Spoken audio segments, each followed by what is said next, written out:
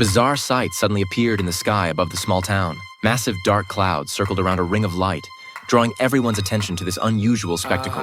Lightning bolts then began striking the ground in rapid succession.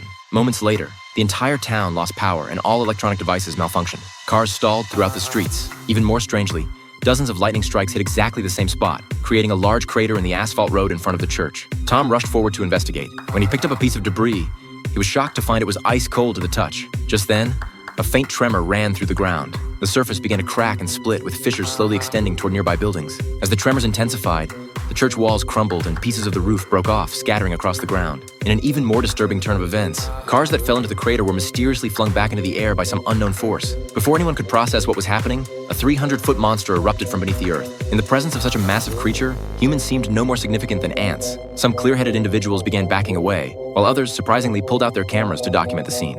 It wasn't until triangular mechs appeared and began wreaking havoc across the town. Only then did these onlookers finally realize they were in mortal danger. Despite people's frantic attempts to escape, they couldn't outrun the Grim Reaper's judgment. Seeing the dire situation, Tom took off running. Within minutes, the buildings behind him had been reduced to rubble.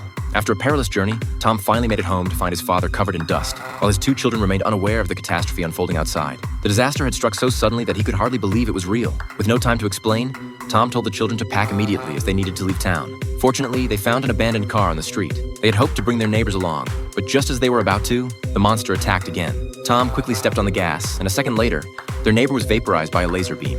Under the alien's relentless barrage, the entire scene resembled the arrival of Doomsday.